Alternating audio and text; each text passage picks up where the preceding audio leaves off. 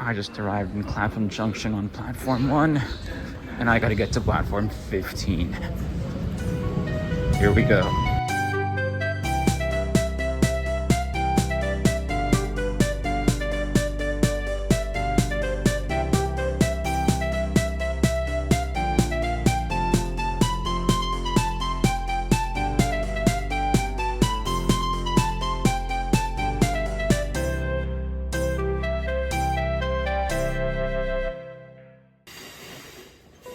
Clapham Junction is a station that needs no introduction. Not because it's so great, but because it's so boring. You never come to Clapham Junction because you want to. Even if you're into train spotting, Queenstown Road's a much more pleasant place to do it. Anyway, time for my first of many Class 377 Electrostars today. This train is the backbone of the Southern Fleet, operating in several different variants. We're currently on the 4-track western branch of the Brighton Main Line, which starts at Victoria. We're on the slower set of tracks since we make local stops, including where I got off, Selhurst. Alright, Selhurst. There's a Selhurst depot, or depot, I should be saying.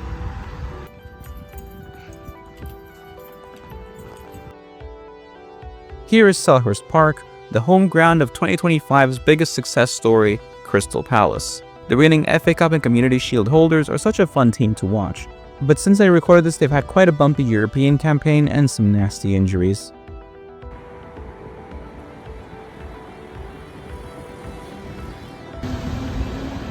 So that was Selhurst Park, that was the 130. So, what is Palace's trainability?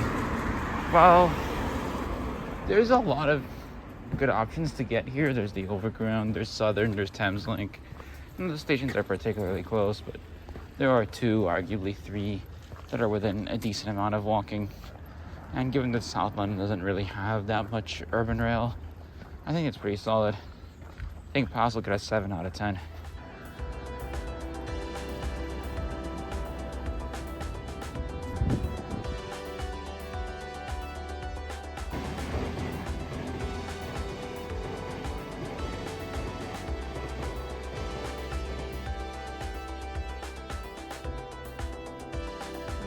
My second 377 of the day will take me one stop to East Croydon, where I'll have a quick transfer to a Thameslink train.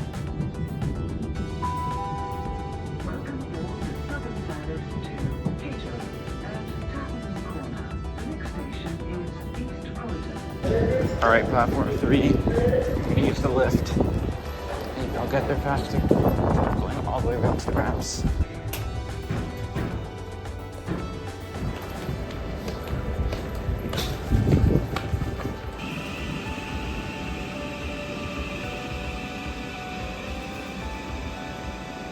Turns out I was a minute late anyway.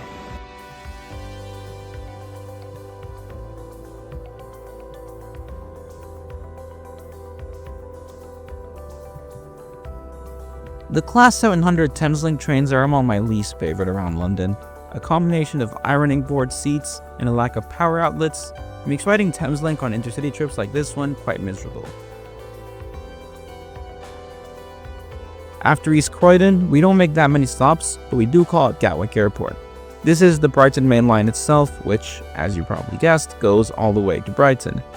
The fastest train on this line is the Gatwick Express, but since it doesn't stop at East Croydon, I wasn't able to use it. Alright, Gatwick Airport, we're on platform 7. This station is a lot bigger than I thought it is. If you are a football fan, you will know that Crystal Palace and Brighton have a bit of an unusual rivalry that sometimes gets referred to as the M23 Derby. Now, I've never been down the M23, and this is a YouTube channel about trains, so from here on out, I will be calling it the Southern Derby. Or, sorry, the Thameslink Southern Great Northern operated by Govia Thameslink Railway, whatever it's called now, Derby.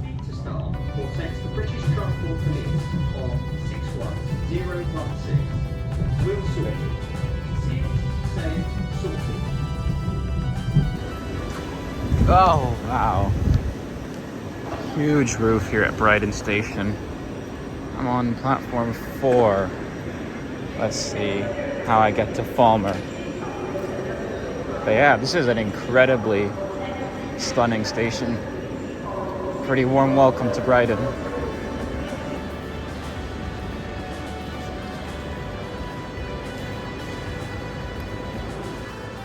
So it's yet another 377, as if I've had enough of those. But to be honest, for a trip all the way down here from London, I would take this over to 700s because the legroom's better and they actually have power outlets. We're now on the East Coastway line, which, as the name implies, runs along the south coast of Great Britain.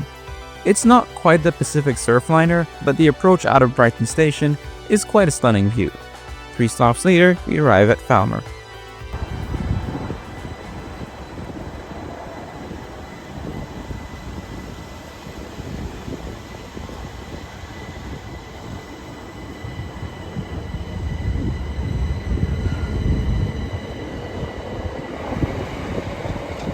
So I'm reliably informed it's Falmer, not Falmer.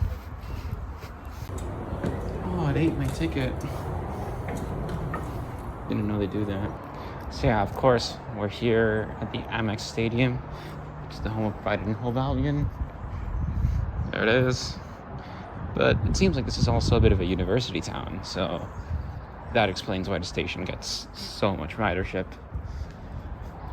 Let's hang out at the stadium a little bit until the next train back, which I might have to buy separately because there's no ticket machine there. So yeah, our first non-London stadium already sets a pretty high bar, which is the exact phrase I said when I went to Arsenal, and I gave that one a 9 out of 10, and I think I'm going to do the same here. I think the only thing that would hold it back from being a 10 out of 10 is that it's not step-free. If they had a lift there, or a ramp or something from that other platform, then yeah, this would be a perfect 10. And there's the station again. Okay, you know what? Scratch that. Turns out there is a way to get step-free from the stadium to the station entrance just down here. So yeah, we're upgrading it to a 10. Our first 10 of the series, and something tells me the only one we'll get, but we'll see.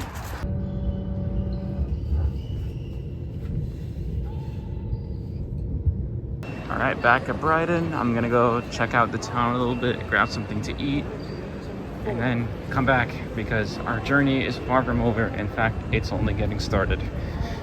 One day, LA, one day. And of course, first thing you see are the Pebbles. Somewhere over there in the distance, Sam and Toby are failing to get to Jersey.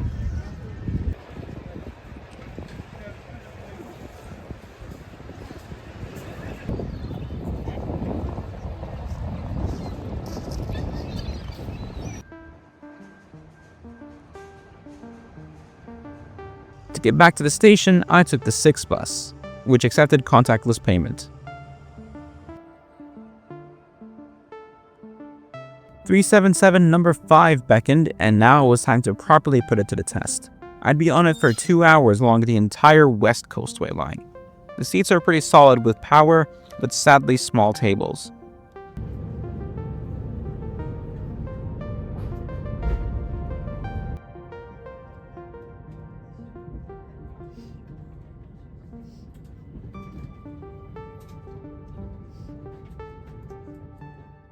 Now this line is not particularly fast, taking about 2 hours to do the entire 62 miles, or for normal people 100 kilometers. It makes a lot of local stops in towns along the way, and I saw many people getting on and off at all these stops, not necessarily riding the whole way between the 2 major cities on either end. But that's what I'm doing.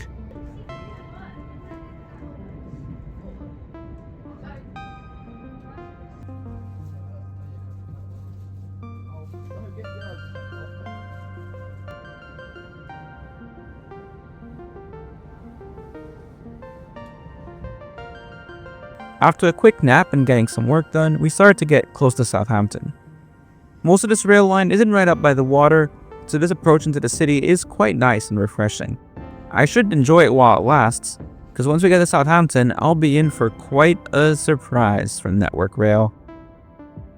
Alright, Southampton Central.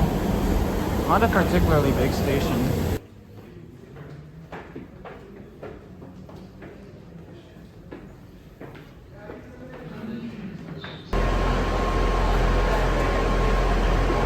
Well, isn't that lovely? First cancellation of the series. The 1-seat ride to the station I need was cancelled, so now I'll have to change at Bournemouth. Alright, then I'm just gonna get this train and hope for the best. It does go to Bournemouth, but not Folkestone. Okay, this is the class 444. First time on this one. Yeah, Southampton Central Station is not great, and it seems like there's been signaling failures and everything, but there are worse places to be stuck on than a train with a power outlet. And a tray table that's actually big enough for my laptop.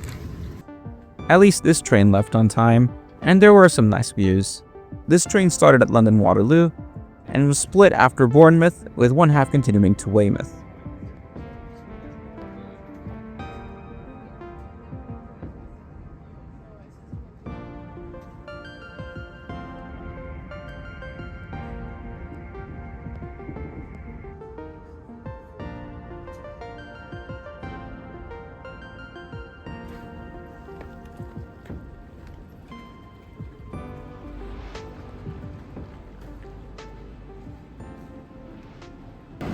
Alright, welcome to Bournemouth. This is a much nicer station than Southampton. And I think this is the train I want to get.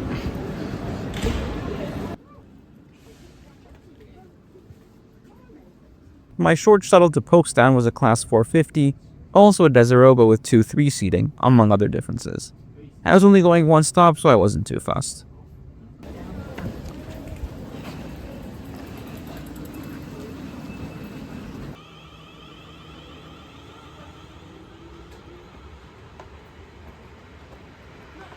Alright, this is Folkestone.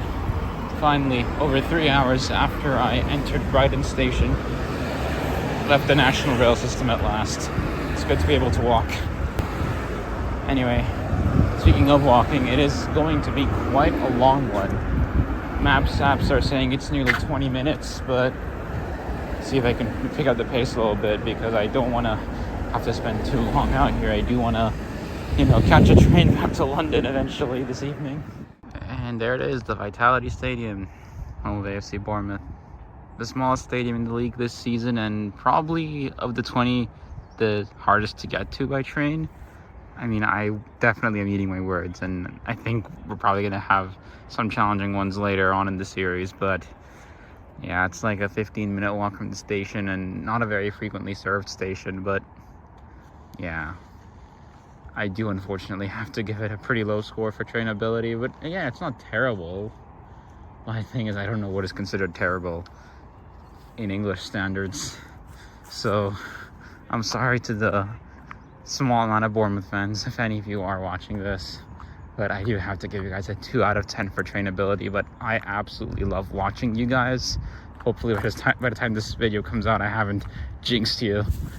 I wish you all the best this season.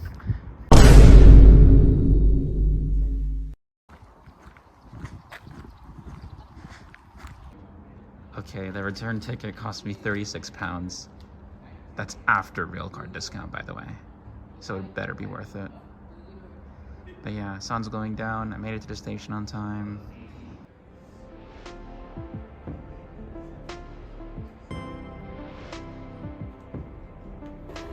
And it is unfortunately a older one. It's a 444. Oh well. Now it's time for a toilet review. It's out of tissues. The train back to London stopped at all sorts of interesting places, like Water World, Low Resolution World, Wibbly Wobbly World, and Basingstoke. There's literally nothing to report on. It's pitch dark and I'm tired and hungry. Moral of the story, book your tickets in advance. We cruised at 100 miles an hour, or for normal people 160 kilometers an hour, towards Clapham Junction, getting back where I started to bring episode 2 of the Railway Premier League to a close.